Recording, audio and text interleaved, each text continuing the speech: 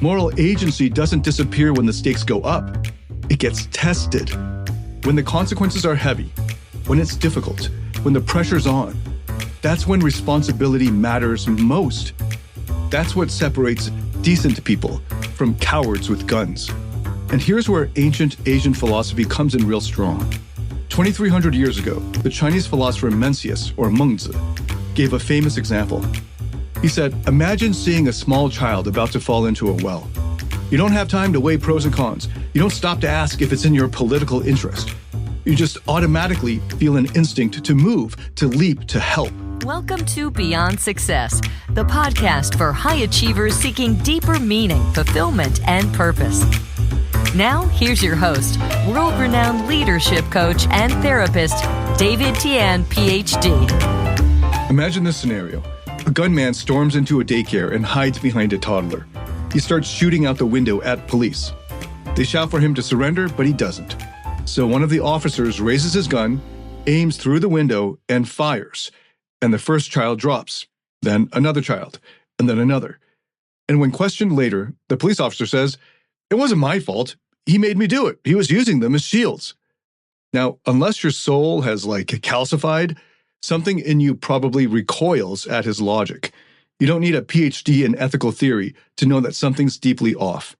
And yet, this excuse, this line of reasoning, gets trotted out on the world stage by governments, militaries, ideologues, politicians all the time.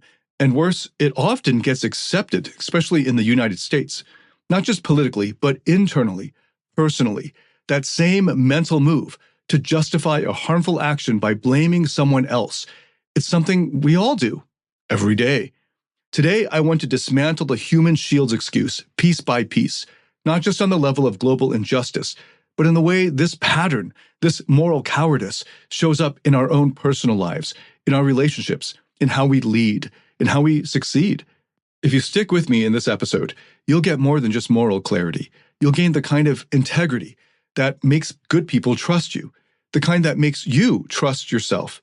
You'll stop rationalizing the compromises that eat away at your self-respect, and you'll lead with the kind of quiet confidence that doesn't need to shout or explain or spin. But if you don't, if you keep letting yourself make excuses when things get really hard, blaming your boss, your partner, your parents, or the economy, then success, even if you grab it, will taste like ash. You'll build something on a foundation that you know deep down is rotten. And that knowledge, that gnawing self-betrayal, that's what turns high achievers into burned-out shells.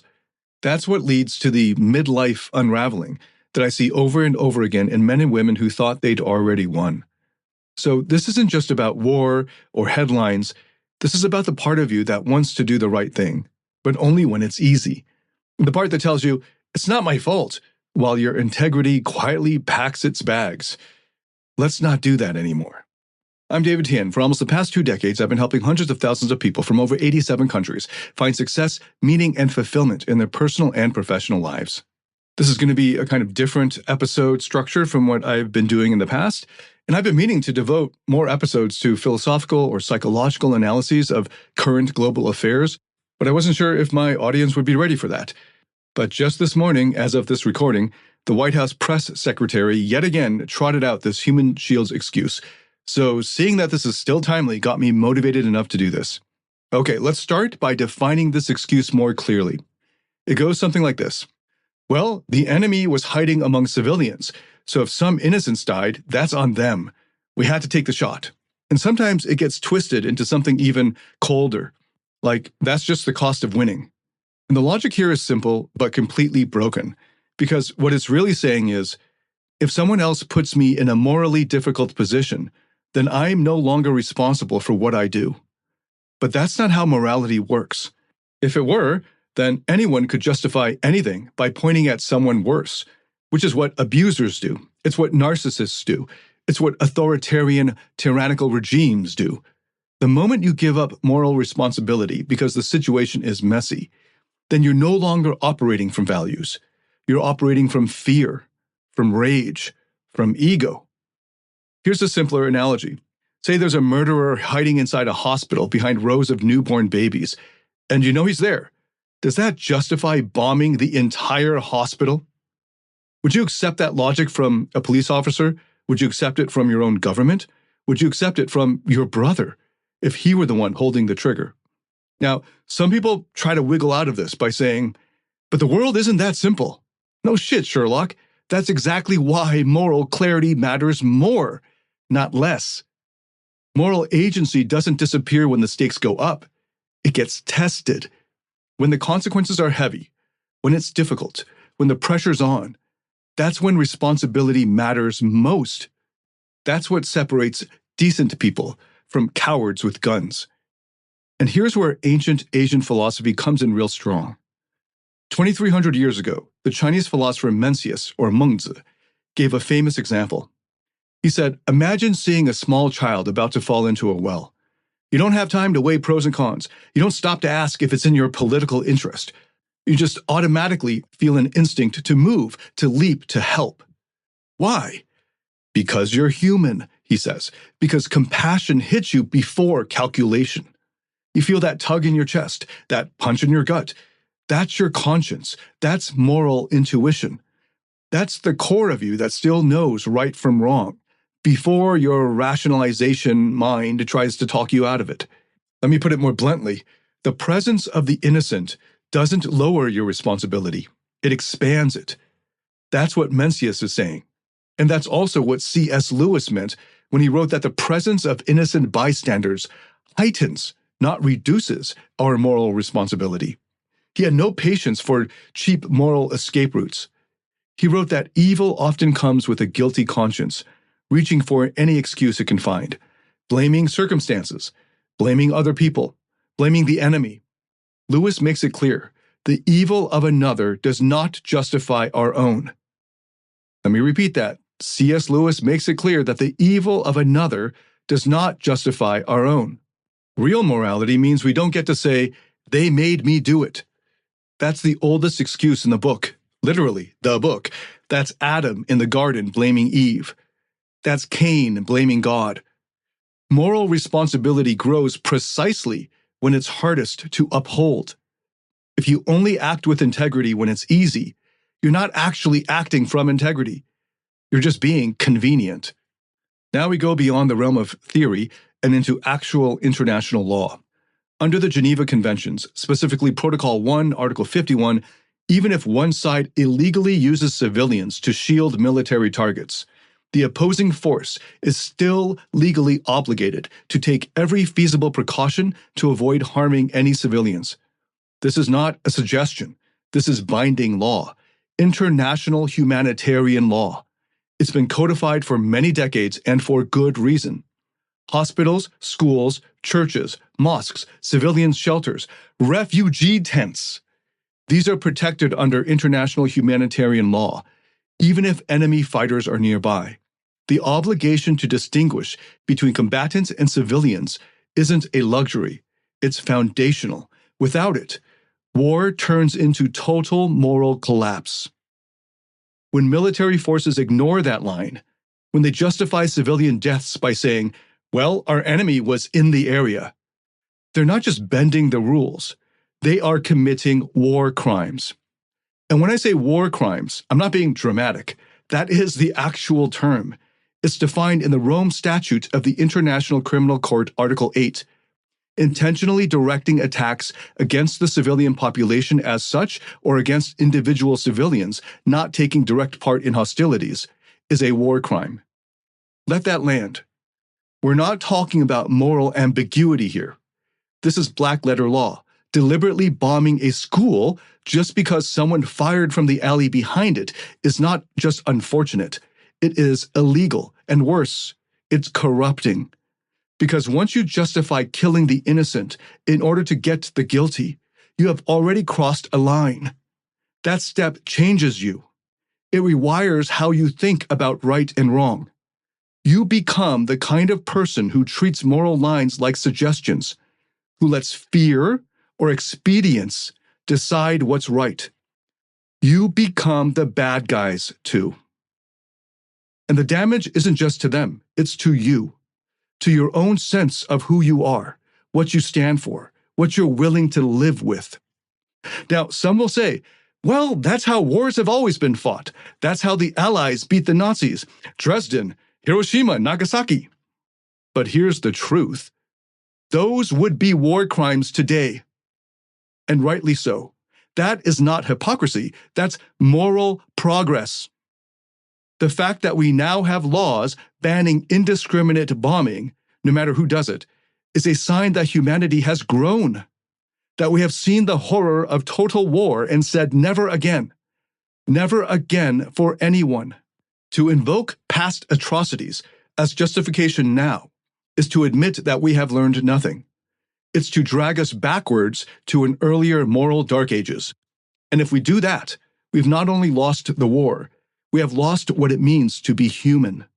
Now let's take their argument a step further. Let's help out the other side. Some people try to make this all sound more nuanced by saying, well, those civilians chose to be human shields. They knew the risks, they stood there anyway, and that makes them fair game. They voted for those guys. Okay, let's unpack this. Imagine a man is about to be shot by a firing squad, and suddenly 5 civilians rush forward and stand in front of him, arms out, shouting for mercy. Are they being naive? Yeah, probably. Are they risking their lives? Yes, absolutely. Depends on the police force, but in most cases, yes. But does their presence now give the shooters the moral green light to just mow them down along with the target? No, obviously it doesn't. Their misguided choice doesn't cancel your responsibility. Choice, especially someone else's, never erases your moral duty. Now, this is where a lot of people get squirmy, because if you accept that responsibility still rests on your shoulders, then you can't just offload it onto someone else's mistake. You have to carry it. You have to hold that moral weight. And that's uncomfortable. It means fewer excuses. It means you're still responsible for protecting innocent people, even if they don't protect themselves, even if they're manipulated, even if they bought into a belief system you find disgusting. They're still human, and your duty to distinguish them from the guilty remains. That's not idealism. That's literally the foundation of international humanitarian law. The Geneva Conventions make this crystal clear. Even if civilians are being used voluntarily or involuntarily as shields, they remain protected persons under the law. You cannot target them just because they're physically in the way. Voluntary human shields do not make an area a free fire zone. The laws of war, and the core of any moral system worth a damn, are built precisely to prevent that logic from taking over.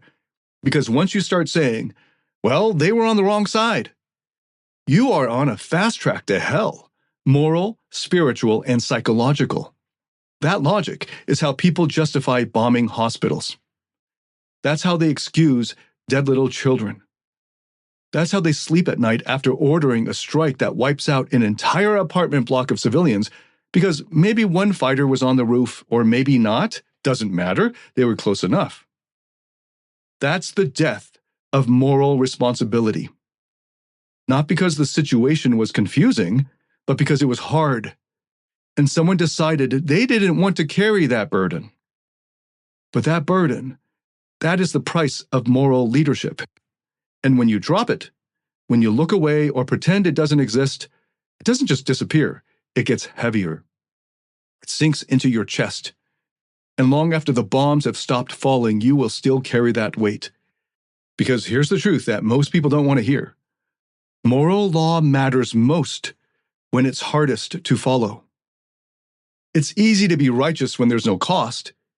It's easy to have principles when they don't get in your way. But the moment they do get in your way, when they make your job harder, when they slow you down, when maybe you make less money, when they threaten to cost you the win, that's the moment your character is revealed. In the presence of innocent human life, even if that life is misguided or flawed or on the other side, still demands respect, not rationalized violence, not cold calculations dressed up as strategy, but reverence. If you want to live like you're on the side of justice and goodness, if you want to win without losing your soul, then you don't get to look at a crowd of civilians and say, well, they stood in the wrong place, just mow them down. That's not moral reasoning. That's moral laziness. That's moral cowardice, hiding behind a rationalization mask. Because no matter what they chose, you still have a choice too. And what you do with your choice says more about you than anything they did. Many high achievers struggle when it comes to managing their emotions or navigating their relationships, and they hit a wall when it comes to emotional mastery.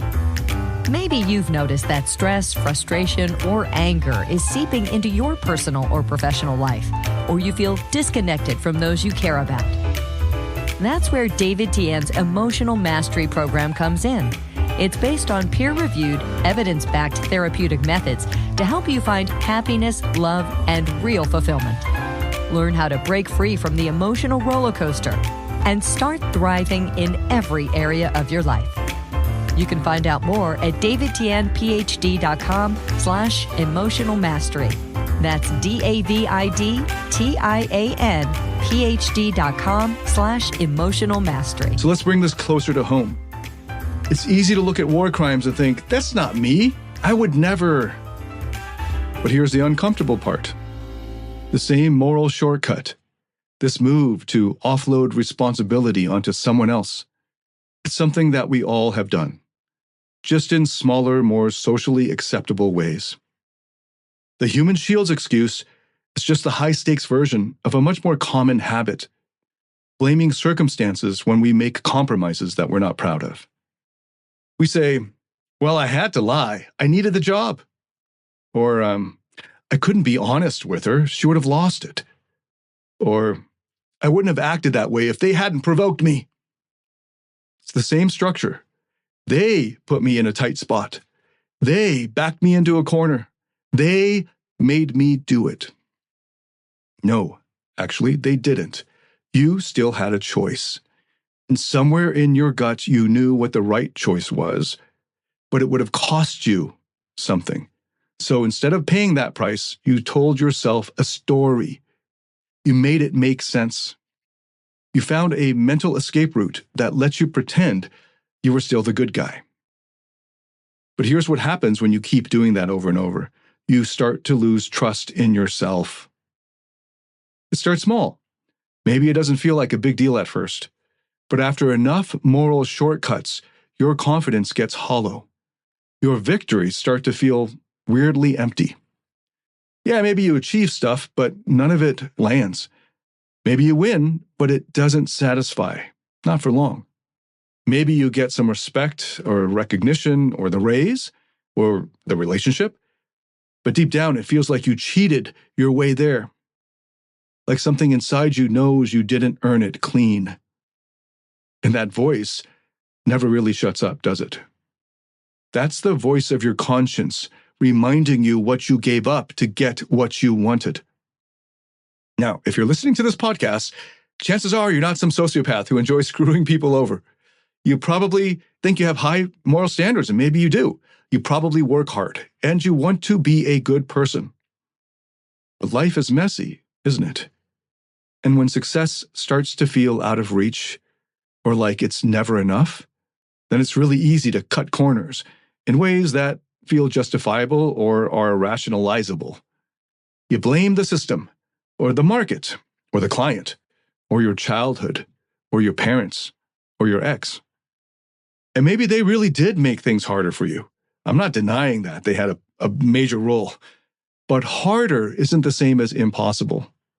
Just like in war, complexity does not erase responsibility. It deepens it. That's where leadership comes in. When we think of leaders, we usually think of charisma, strategy, vision. These are all fine. But real leadership at its core is moral courage.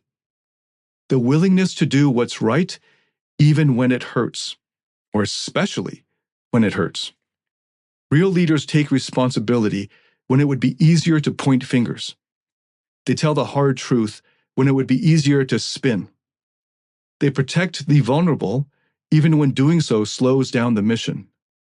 Not because they enjoy the struggle, but because they know that every shortcut taken at someone else's expense is a crack in the foundation, and eventually those cracks catch up to you.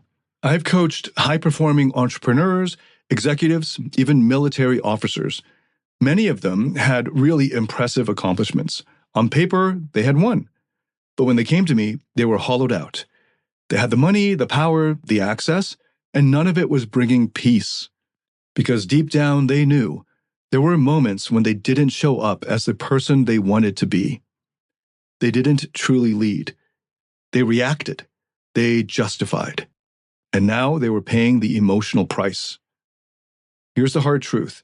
Integrity doesn't always make you successful in the short term. Sometimes it costs you deals, or promotions, or followers, or money. But in the long run, integrity is the only thing that makes success worth having. It's your compass. It's the core of you that can look in the mirror and not flinch. And once that's gone, once you've convinced yourself that the ends always justify the means, you may still be admired by others. You may even be envied. But you will never feel fulfilled. Because you'll always know that your wins weren't clean, and your soul doesn't forget that. So here's the challenge. The next time you're tempted to blame someone else for why you had to cross a line, pause, take a breath, a deep breath, or many deep breaths, and ask yourself, what's the cost of keeping your integrity here? And what's the cost of losing it? Because what you choose in that moment won't just define your results, it'll define who you become. Now, here's where all of this cuts deep into the modern achievement trap. The mindset behind the human shields excuse, the idea that it's okay to sacrifice others to reach your goal, shows up all the time in everyday success culture. It's just wearing a more dressed up, cleaner outfit. But how often do we treat people like tools, like checkboxes, like obstacles? You've seen it. Maybe you've done it. Using relationships to get access. Faking charm to close deals. Playing nice only when it benefits you. Stepping over coworkers to climb. Using your own health or sanity or relationships like poker chips just to stay in the game a little longer. That's the same logic. Sacrifice whoever or whatever it takes as long as the mission gets accomplished. And the scary part is that it works in the short term. You can win like that. But when you win the battle that way, there's always something missing, something very important. Yeah, maybe you get to the finish line, and then you look around, and then you'll wonder, why do I feel so tired? Why do I feel so alone and lonely? It's because you didn't just give up time or energy. You gave up something much harder to get back. Your own conscience. Instrumentalizing people. Using other people as a means to an end. Or instrumentalizing yourself. Might get you short-term results, but it won't give you peace. It won't give you joy. It won't give you any kind of lasting fulfillment that goes beyond the adrenaline of the next goal. Real success, the kind that sustains you, that keeps you grounded, that helps you sleep at night with your soul intact, that kind of success only happens when your values line up with your actions.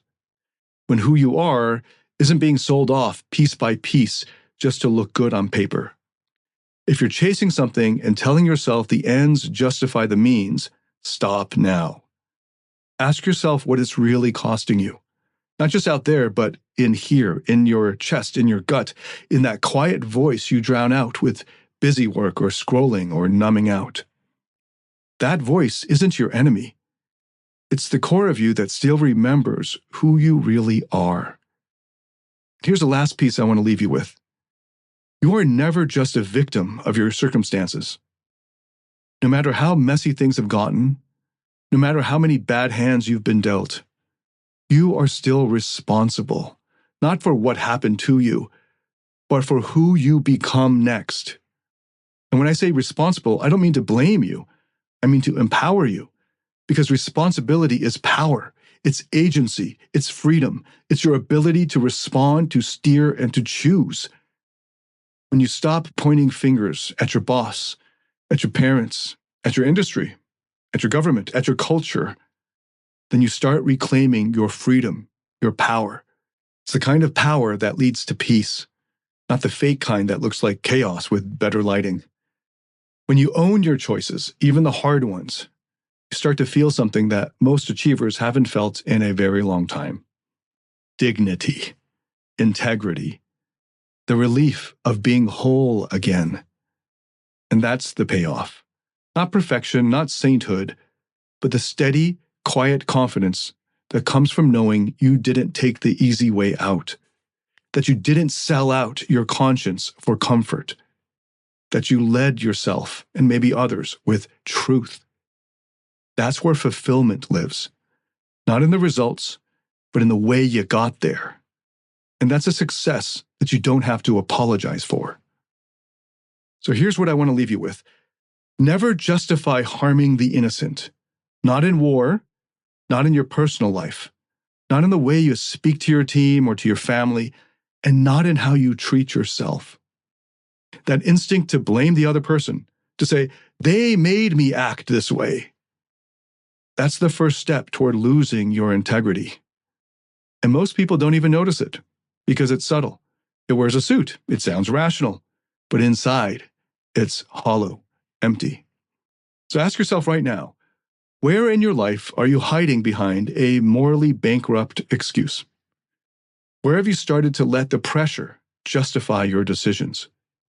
And where have you told yourself, I had no choice, when deep down you knew that wasn't true? Because that moment right there, that's the turning point. That's your breakthrough. You don't need a therapist or a coach to tell you what's right. You already know. You just need the moral courage to do it. And yes, it's going to cost you something. It always does. But what you get in return is something nobody else can give you. A relationship with yourself that you can actually, truly respect. Here's what I suggest you do this week. Pick one area of your life where you've been justifying something maybe kind of shady, something misaligned, something you'd rather not say out loud. Could be at work, could be in a relationship, could be the way you treat your body. Name it to yourself. Don't flinch. Name it. And then, just for this week, try rejecting the rationalization. Try doing instead the harder thing, the cleaner thing. And notice what happens to your energy, your clarity, your confidence, your self-respect. Because real success isn't about winning at all costs. It's not about domination or conquest or having the last word. It's about who you become on the journey to honoring your moral center. That's what lasts. That's what frees you. That's what makes the struggle worth it. And when enough people live from that place, not perfectly, but courageously, the world starts to change. It becomes a far better place. So start with you. That's how you lead. That's how you love. That's how you find peace.